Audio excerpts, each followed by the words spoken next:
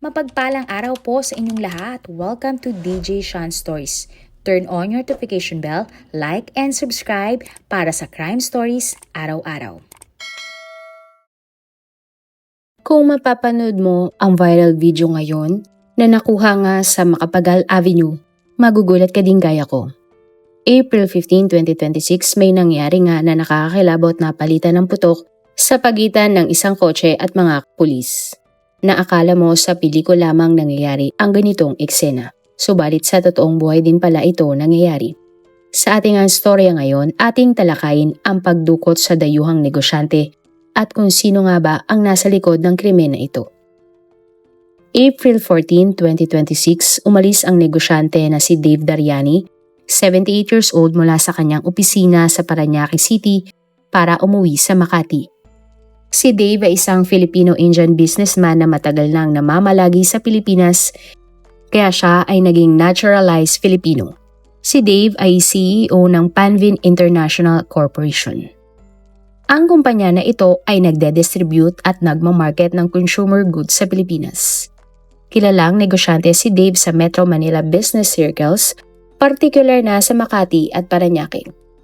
Bandang 5:30 ng hapon habang nasa biyahe si Dave, hinarang ng mga armadong sospek ang sasakyan ng negosyante at sapilitan siyang tinangay.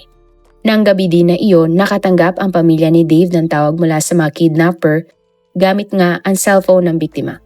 Humingi ang mga ito ng 50 million pesos na ransom money kapalit ng buhay ng negosyante. Pero dahil sa laki ng hinihingi ng mga kidnapper, sinubukan ng pamilya ni Dave na makipagnegosasyon para mapababa ang ransom money. At kinabukasan ng hapon, nagpatuloy nga ang negosyasyon sa pagitan ng pamilya ni Dave at ng mga kidnapper. Napababa nga ang ransom money na mula 50 million pesos, ito ay naging 10 million pesos na lamang. Agad nga nakipag-ugnayan ang pamilya ni Dave sa PNP Anti-Kidnapping Group o AKG. Ayon sa mga balita, bandang 6:30 ng gabi, itinakda nga ng mga kidnapper ang pay-off o palitan ng pera at ng biktima sa kahabaan ng Macapagal Boulevard malapit sa isang malaking mall sa Parañaque. Bandang alas 7 nga ng gabi nang dumating ang mga kidnapper sakay ng isang kulay asol na SUV. Nang mga oras na ito, nakapwesto na ang mga operatiba ng PNP AKG sa paligid.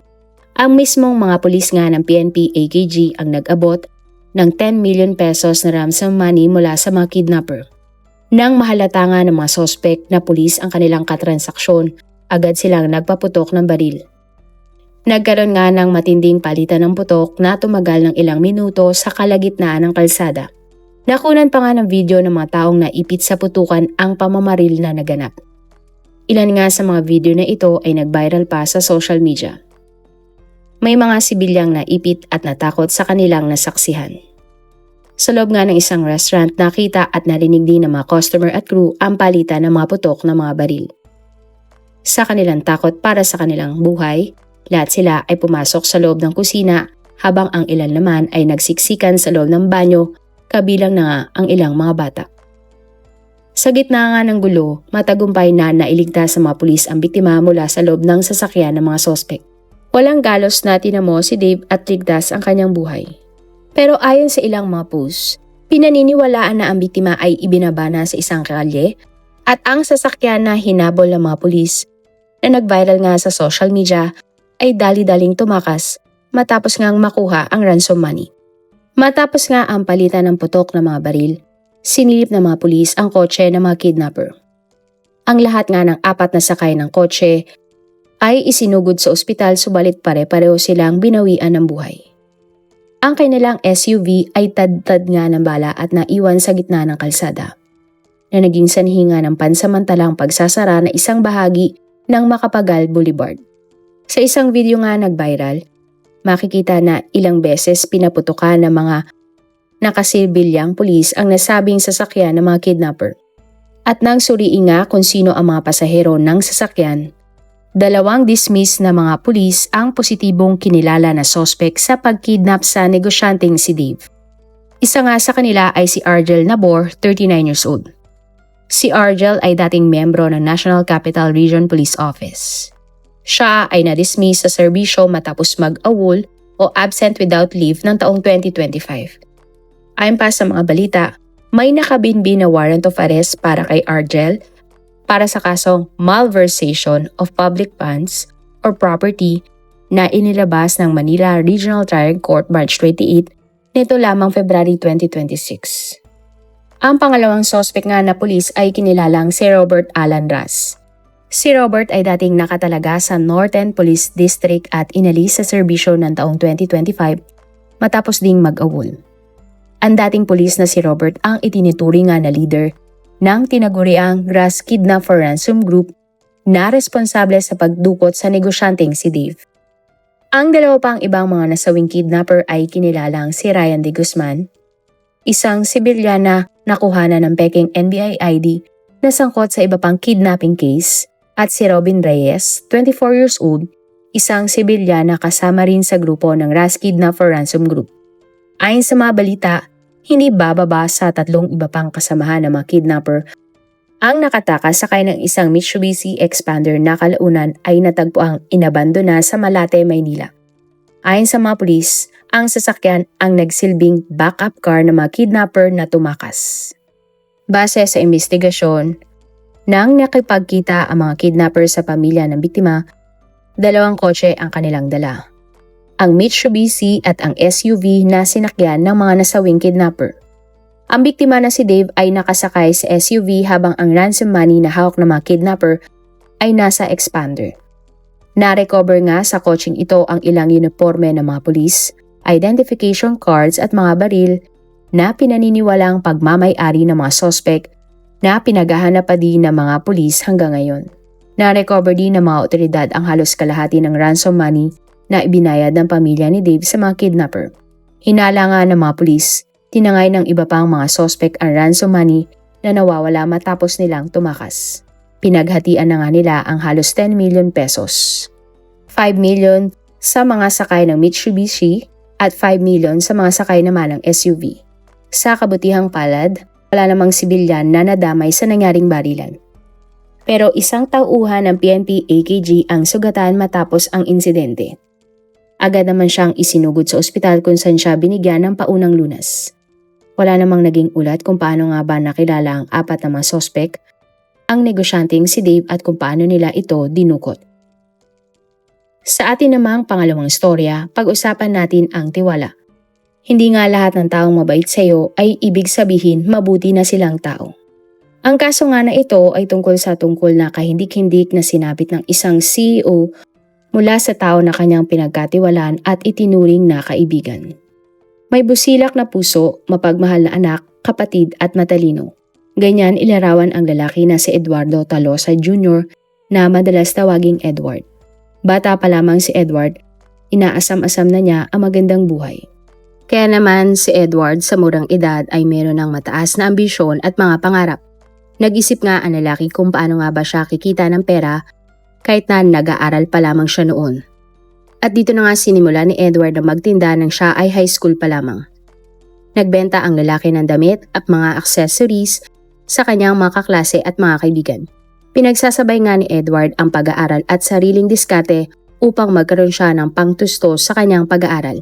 Kada linggo, kumikita nga si Edward ng 200 pesos, halaga na malaki na noon para sa kanya.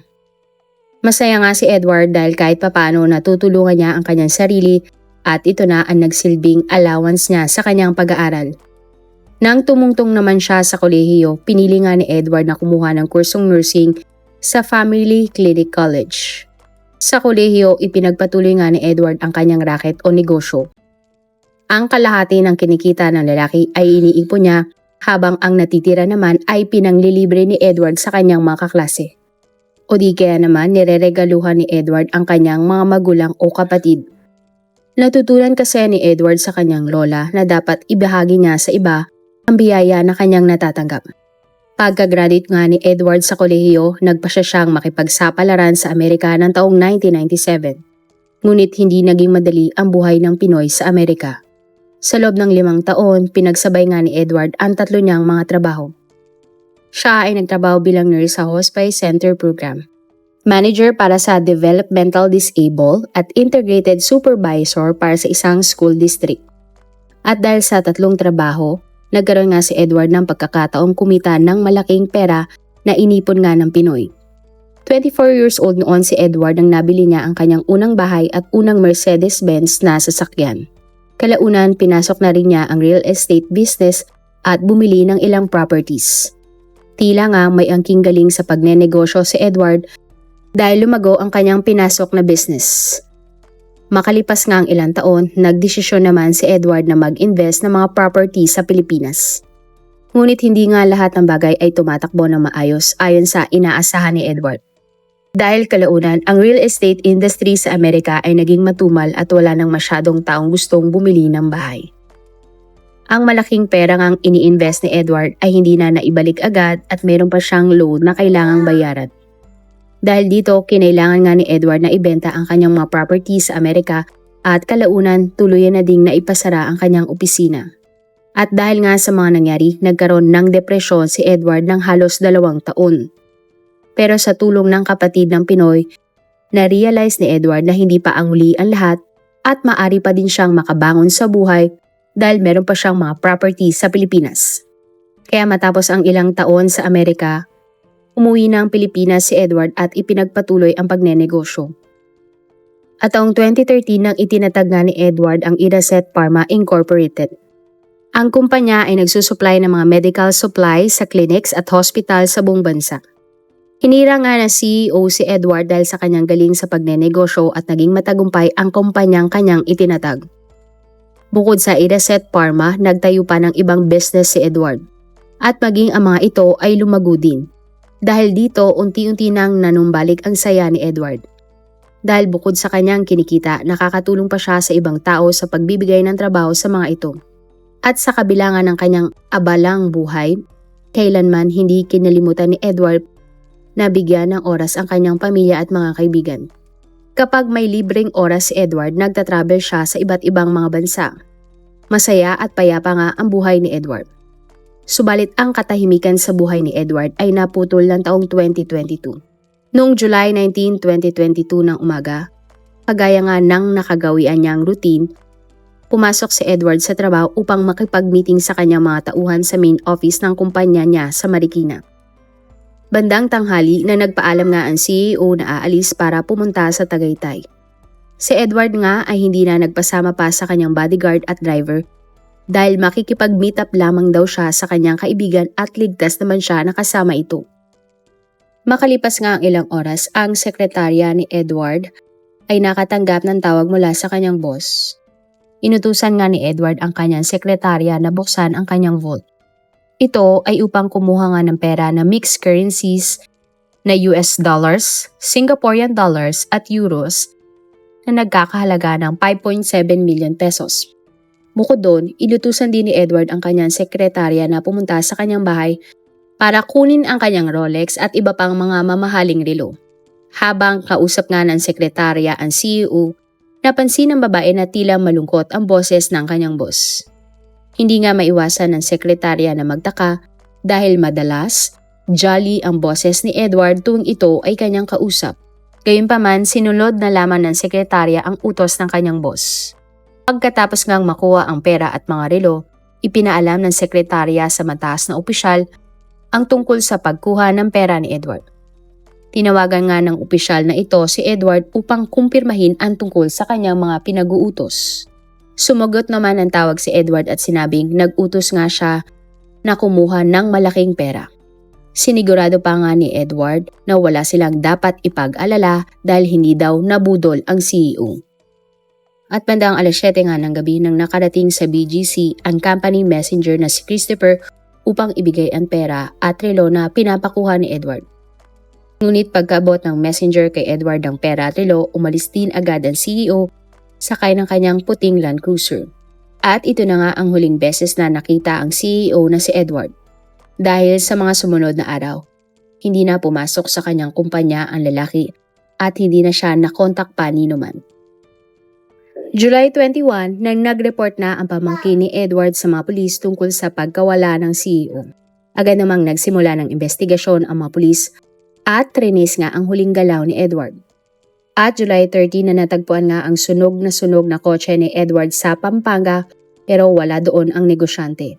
Kapansin-pansing ring may ilang bahagi ng sasakyan ang nawawala at sinadya ding tanggalin ang pintuan nito bago ito sinunog. Dumaan pa ang ilang linggo pero wala naging update kung nasaan ang lalaki. Lubos na din ang pag-aalala ng kanyang pamilya para nga sa negosyante. Nadagdagan pa ang takot ng pamilya ni Edward nang nakatanggap sila ng isang text. Ay nga sa text, kung gusto pa daw makasama ng pamilya Tolosa si Edward, dapat magpadala sila ng 3 million pesos. At dito na nga na-realize ng pamilya ng CEO na posibleng kinidnap ang lalaki. At August 8, 3 mga lalaki ang pumunta sa isang police station kasama ang kanilang mga magulang at sinabi nga ang kanilang nalalaman tungkol sa pagkawala ng Parma executive na si Edward. Isa sa 3 binata ay 13 years old lamang at kinilala siyang si Melcher. Ayon sa lalaki, si Edward ay biktima ng kidnap for ransom. August 11 nang sumuko pa ang 2 binata na may kinalaman din sa pagkawala ng CEO. Sa kabuuan, merong 5 sospek na sumuko sa pagkawala ng Parma executive at negosyante na si Edward. Ang mga sospek nga ay kinilalang sina Benedict Dumalanta, David Goran Jr., Melvin Andres, Melcher Andres at Victor Ferrer. At dahil nga sa salaysay ng mga sospek at resulta ng investigasyon, napagtagpi-tagpi ng mga pulis ang nangyari sa nawawalang negosyante. Ayon sa investigasyon, pinagbantaan ng kaibigan ni Edward ang kanyang buhay nang sila ay magkita. Pero kung magbabayad umano ang lalaki ng ransom money, palalayain siya ng kidnapper. Habang nasa biyahe, sinundan ang kotse ni Edward ng isa pang kotse. Dumaan ito ng SLEX at gumamit ng RFID. At ang RFID nga ay nakarehistro sa isang lalaking nagngangalang Carlo Cadampo. Pagkatapos nun, dinala nga si Edward sa isang abandonadong warehouse sa Santo Tomas, Batangas. At ay nga sa salaysay ng mga sospek, naghihintay sa bahay ang mastermind ng kidnapping na si Carlo. At dahil nakuha na ni Carlo at ng mga kidnapper ang pera at relo ni Edward, nakiusap nga ang lalaki na siya ay palayain na. Subalit hindi nakinig si Carlo at nagdesisyong itong patayin na si Edward. Noong una, gumamit nga si Carlo ng baril pero hindi ito pumutok. Humingi na nga lamang ng patalim ang lalaki sa kanyang mga tauhan. At gamit nga ang kutsilyo, walang awang pinaslang ni Carlo ang kaibigan niyang si Edward. Paulit-ulit nga na nagmakaawa ang CEO para sa kanyang buhay, ngunit parang bingi si Carlo at tila walang naririnig. Ilang beses pang sinakta ni Carlo si Edward gamit ang kutsilyo hanggang sa tuluyan ng binawian ng buhay ang negosyante. Ayon nga sa 5 sumukong sospek, inutusan sila ni Carlo upang maghukay dahil meron daw ililibing. Wala umanong kaalam-alam ang 5 sospek na labi pala ng tao ang kanilang ililibing sa lupa. Ayon sa kanila, pinangakuan sila ni Carlo ng pera at trabaho kapalit ng ipinag-uutos sa kanila. Natakot naman ang sospek na wala daw silang nagawa, kundi sundin si Carlo dahil nangangamba sila para sa kanilang buhay. At makalipas nga ang ilang araw, muling tinawagan ni Carlo ang 5 sumukong sospek para hukayin ang labi ni Edward. Ayon sa pag-amin ng mga sospek, inutusan nila si Carlo na apuyan ang labi ng lalaki at linisin ang crime scene upang walang matirang mga ebidensya. Matapos nga ang krimen, nakonsensya ang 5 sospek at sinabi sa kanilang mga magulang ang krimen na kanilang nagawa. Inudyukan naman sila ng kanyang mga magulang na sumuko sa mga pulis. Natagalan daw silang magsumbong sa mga otoridad dahil tinakot sila ng mastermind na si Carlo. Sa tulong nga ng mga sospek, naituro nga ang kinaroroonan ng labi ni Edward. Nahirapan nga ang forensic team na makahanap ng DNA sapagkat ang labi niya ay abo na lamang. Makalipas nga ang ilang araw, lumabas ang resulta ng DNA test. Sa kasamang palad, nakumpirma nga na ang labi ay ang kinidnap na negosyanteng si Edward. Wala ngang pagsidlan ang lungkot ng pamilya Tolasa nang nalaman ang karumal-dumal na sinapit ng lalaki. Ang 5 sumukong sospek ay kinasuhan ng accessory to a crime at sila ay ikinulong. Ayon nga sa mga sospek, may 6 pang lalaking kasabwat sa nangyaring krimen bukod sa mastermind na si Carlo. Napag-alaman nga na ang utak sa nangyaring krimen na si Carlos ay isang card dealer sa isang kasino. At ang mas nakakagulat pa, matagal na palang kaibigan ni Edward si Carlo. Ito marahil ang dahilan ni Edward kaya siya nagtiwala sa pakikipagkita kay Carlo.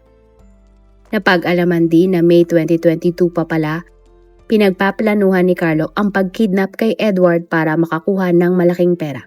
Sa kabuuan, ang nakuha ng mga kidnapper na halaga ng pera kay Edward ay 7.5 million pesos.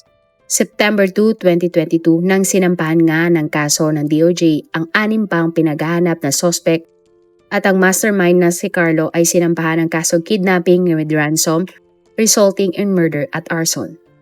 Sa kabuuan nga, 11 suspect ang kinasuhan hinggil sa pagkidnap at pagpaslang kay Edward. Ayon sa abogado ng pamilya ni Edward na si Attorney Harry Roque, huling namataan ang mastermind na si Carlo sa Dinagat Islands kung saan nakipagsundo itong sumuko sa mga pulis. Subalit nang pinuntahan na ito ng mga otoridad, may nanghimasok daw ng mga politiko kaya hindi ito naaresto. Dahil dito nawalan nga ng pagkakataon ang mga pulis na mahuli ang utak sa pagkidnap at pagpatay sa negosyanteng si Edward. Nagbigay naman ang pamilya ni Edward ng 1.5 million pesos na pabuya sa kung sino nga ang makapagtuturo sa mastermind ng krimen na si Carlos. Sa kabila nga ng malaking reward, hindi naman natunton ang kinaroroonan ng lalaki. At April 1, 2024, matapos ang halos 2 taon na pagtatago, naaresto na ang itinuturing na mastermind na si Carlos sa parking lot ng isang mall sa Quirino Highway, Novaliches, Quezon City. Wala ngang naging salaysay si Carlos hinggil sa binibintang sa kanya. Hanggang sa huling balita, lahat nga ng suspect ay nakakulong pa din maliban na lamang sa mga minor de edad na suspect sapagkat ito ay nasa isang pasilidad ng DSWD. Wala pang bumababang hatol para kay Carlo at sa iba pang mga suspect. 20 hanggang 40 years na pagkakulong ang maaaring maging parusa ng mastermind at ilang mga kasabwat pag sila ay napatunayang guilty sa pagpatay kay Edward. Ang storya nga ng CEO na si Edward ay isang nakakalungkot at nakakagalit na kwento. Nakakalungkot lang na isipin na ang buhay ng isang taong masipag at nagsusumikap para sa kanyang pangarap at pamilya ay tinapos ng taong nais lamang makakuha ng yaman ng walang paghihirap. Lahat nga ng naging desisyon ni Edward tungkol sa negosyo ay tama dahil naging matagumpay ang kanyang business. At ang tangi lamang pagkakamali ng negosyante ay pinagkatiwalaan niya ang mali at sakim niyang kaibigan. Marami pong salamat sa inyong panonood. Meron ba kayong mga kwento na gusto nyong i-share sa ating mga manonood? O kung may personal po kayong kwento na gusto nyong i-feature sa ating channel, i-comment down below nyo lang ang inyong mga suggestions. Para naman po sa dagdag kalaman, i-subscribe nyo din po at i-follow ang ating iba pang YouTube channel katulad ng Tagalog Facts and Mysteries by DJ Sean at Manila Boy Wonder Philippines. Marami pong salamat sa pagsuporta nyo sa aming mga channel. God bless everyone!